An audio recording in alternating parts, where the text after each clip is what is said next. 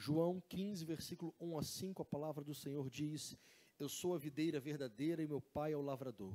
Todo ramo que estando em mim não der fruto, ele o corta, e todo que dá fruto ele limpa, para que produza mais fruto ainda.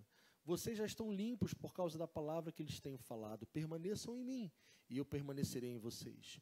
Como o ramo não pode produzir fruto de si mesmo se não permanecer na videira, assim vocês não podem dar fruto se não permanecerem em mim. Eu sou a videira, vocês são os ramos. Quem permanece em mim e eu nele, esse dá muito fruto. E a parte particularmente que eu mais gosto é essa, porque sem mim vocês não podem fazer nada. Ou como geralmente é mais conhecido, sem mim nada podeis fazer. Vamos sentar, por gentileza, queridos. Alguém aqui já viu uma videira? Deixa eu ver. Alguém já viu uma videira? Poucos de nós, né? Nós somos uma sociedade urbana, então não temos muito contato com a atividade rural. E quando Jesus falou sobre isso, quando ele falou de videira, na hora todo mundo entendeu. Então vamos tentar transportar para algo um pouco mais próximo de nós. No caso aqui da capela, um presente que a gente recebeu de Deus é a nossa samaúma, nossa samaumeira aqui, samaúma, né? E estima-se que ela tenha mais de 100 anos de idade. Então é uma árvore muito especial.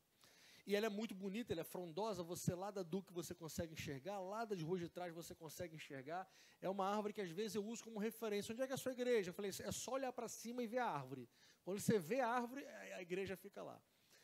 Só que de vez em quando essa árvore dá umas dorzinhas de cabeça para a gente. Quando cai aqueles galhos. Ainda bem que até hoje não caiu na cabeça de ninguém, graças a Deus, né?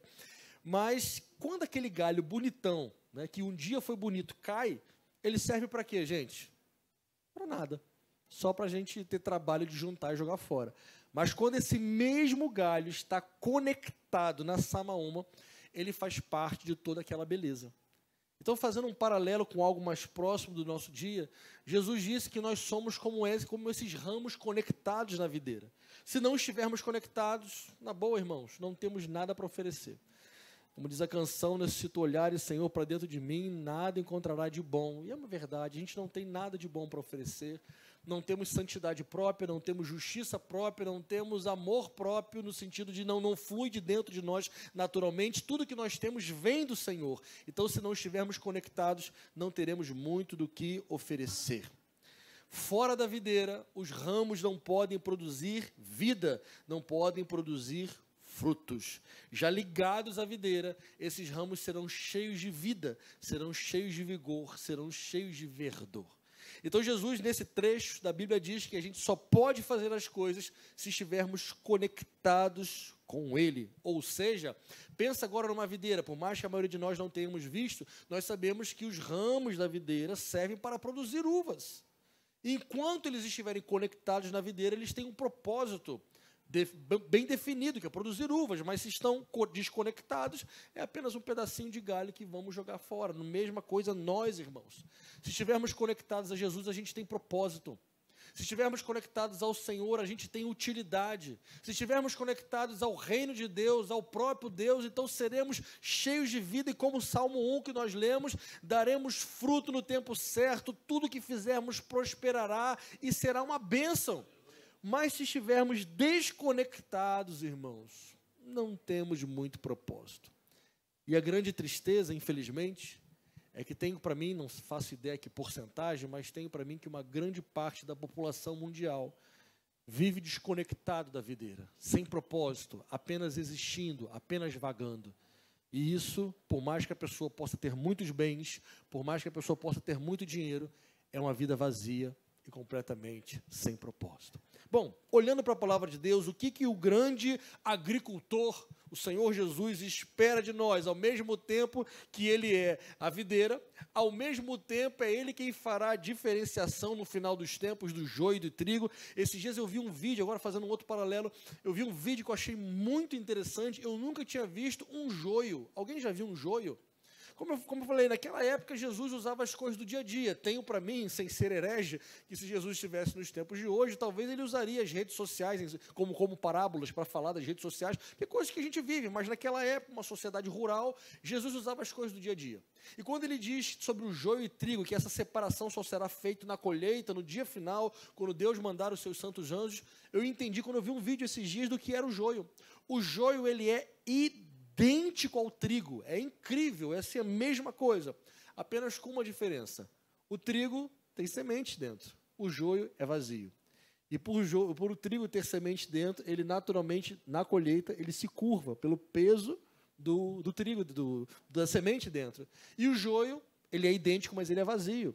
Então Jesus usa aquela ilustração para dizer que essa separação só será feita no final dos tempos. Então, ao mesmo tempo que Jesus, ele é a videira, ele também é o agricultor, ele que fará essa diferenciação, distinção, porque a palavra do Senhor diz que só ele sonda mentes e corações.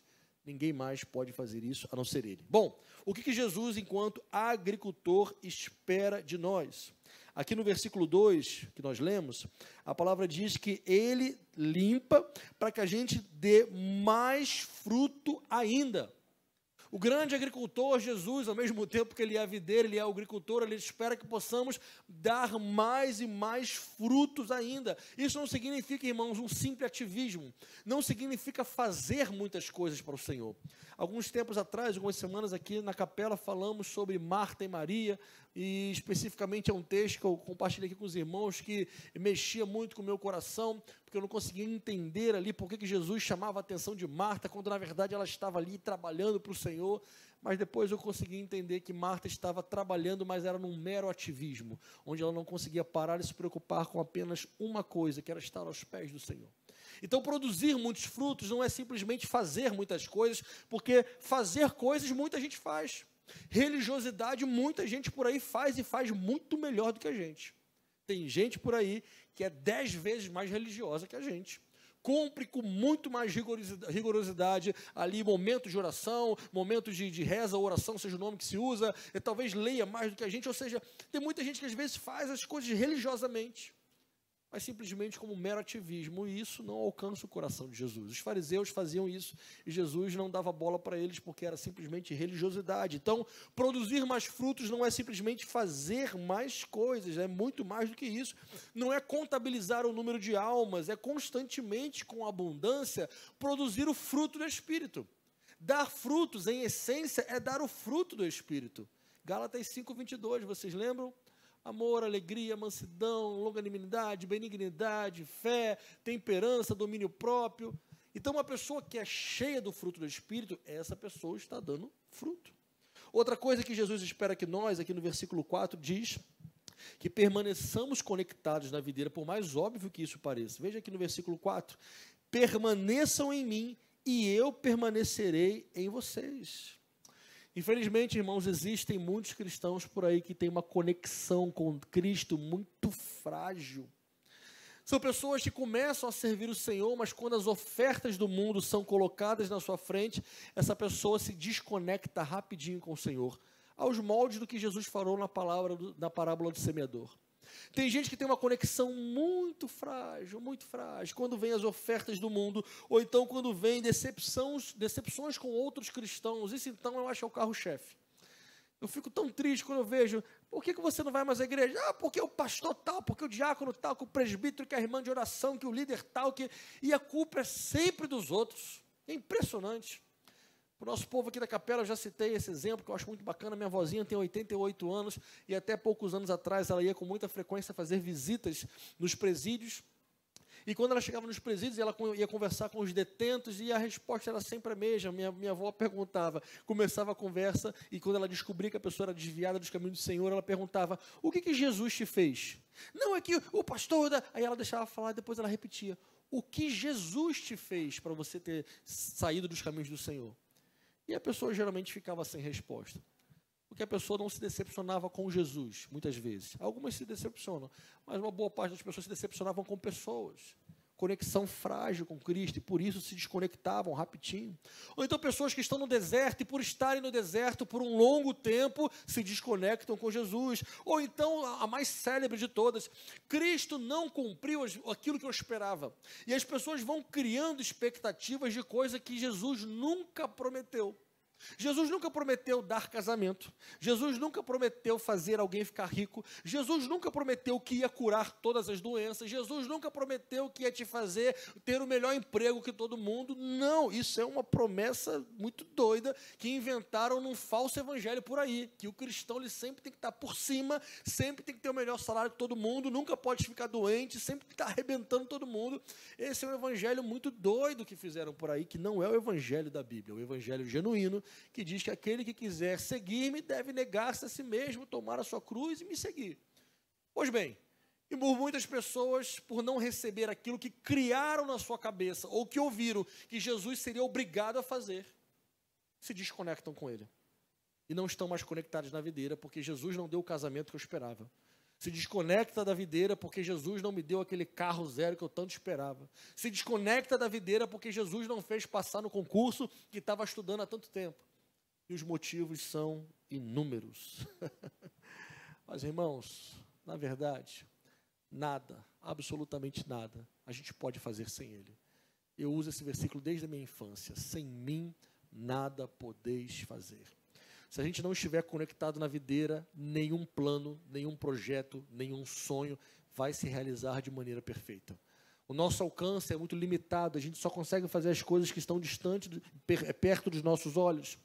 Mas Jesus vê lá na frente, Ele sabe o que realmente é para ser feito, no tempo certo, do jeito certo. Se não estivermos conectados com Ele, tudo que nós fizermos será de pouco alcance. Nós fomos criados para depender do Senhor. Falando agora um pouquinho, irmãos, ainda desse aspecto de depender de Jesus, veja aqui no versículo 7. Se vocês permanecerem em mim e as minhas palavras permanecerem em vocês, vocês pedirão o que quiserem e isso lhes será feito. Estamos num culto alusivo aos 74 anos da Sociedade Bíblica, que tem como carro-chefe levar a palavra de Deus.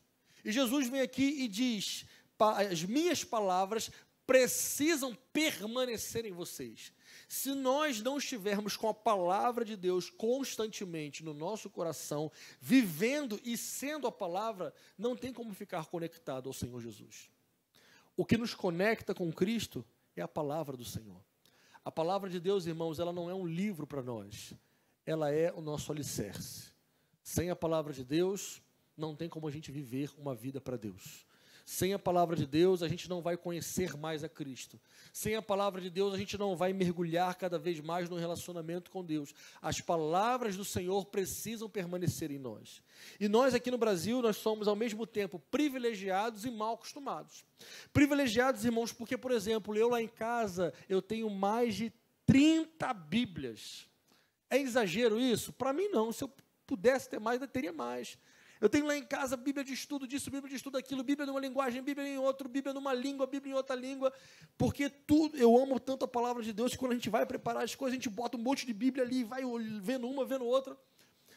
Ao mesmo tempo que isso é muito bom, deixou às vezes nós brasileiros mal acostumados, no sentido de que é tanto acesso que às vezes uma boa parte de nós tem, que por causa disso não tem ali aquele apreço de não apenas ter, mas ler e praticar. Que a pastora Ana falou no início, a gente vê, principalmente em muitos lugares por aí, algumas repartições, né, aquela coisa da Bíblia aberta, tudo bem, tem toda aquela simbologia de aquele lugar ali, convida a palavra de Deus para fazer parte, ok, mas tem muitas pessoas que usam a Bíblia somente dessa forma, como uma espécie de proteção contra os maus espíritos, né?